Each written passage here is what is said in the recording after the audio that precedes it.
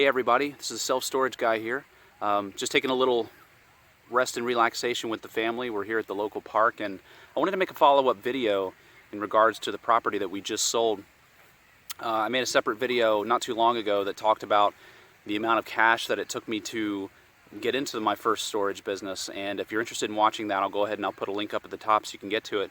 But I thought it was, it'd be a good idea to reflect on what we had made from this property. So we put this property up for sale. We had owned this about 3.5 years.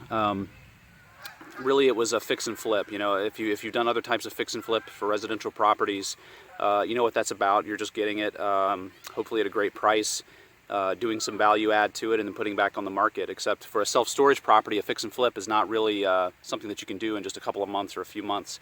A storage flip could take 3 to 5 years because it's a business, and there's a number of ways that you can add value. You could increase the rates. Maybe the rates are way below, the rental rates are way below the market.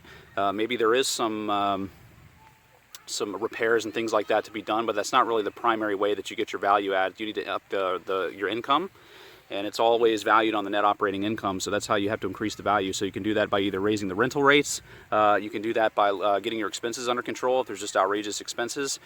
You can build more units, add more, so increase the revenue, and therefore you increase your bottom line.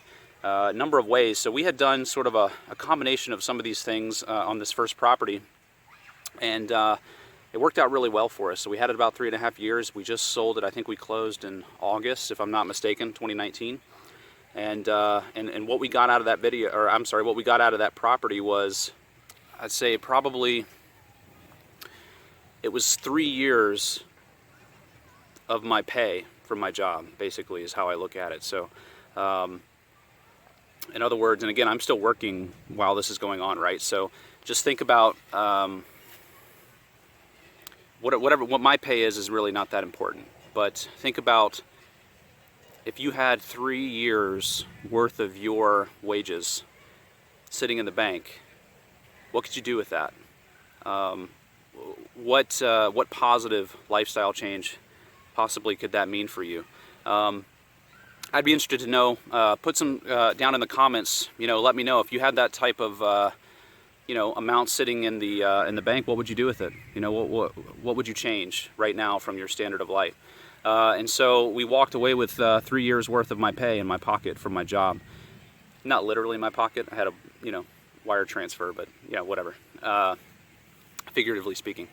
So I'm going to do another video that's more of a case study that gives you a really detailed breakdown about that particular self-storage deal. So everything as far as, I'll recap what we bought it for, some of the challenges that we faced, what were sort of our ideas around increasing the value, what were the expenses that were involved, what was our net operating income, what was the debt service like on it, what did that mean for our cash flow annually, and then ultimately how we valued it to then put it back on the market and to get that lump sum. So there's multiple ways that you can tackle this thing as far as increasing value and as far as buying yourself out of a job and a self-storage business. And so you can either do this thing where you buy the properties and you just buy and hold, and then you get the income up to a point that will sustain you, or you can do a lump sum strategy where you're doing almost like a fix and flip with these things, albeit again takes a little longer, possibly 2, 3 to 5 years. And that's kind of what we did, and we have another one lined up to do the same thing. So the idea is just to keep, what we're doing right now is we're trying to make our money really productive, and so we're not really buying and holding these things for 20 years, although you can do that. It just depends on what your strategy is. So for me, I'm not that patient. So I want to eventually get to the point where I don't have to be at my job, and self-storage is going to get me there. And so we're doing this model where we're going to get a really value add type of property, and then hold on to it for 3 to 5 years, get that value pushed up there, and then roll it off and then take that money and go do something else with it. And then if you 3 to 5 years, if you have 2 or 3 of these things staggered, let's say this first one, it could mean that I really don't have to work for the next 3 years if I didn't want to. And again, I was doing this while I was at my job, so it wasn't like I had to leave my job to go get that.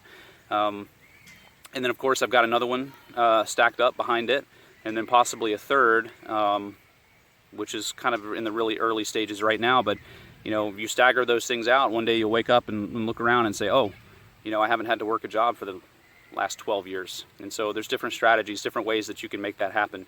So anyway, that's kind of what happened with it. And you know, we're just taking a little bit of an exhale right now, just trying to get some family time. That's kind of why we're here at the park.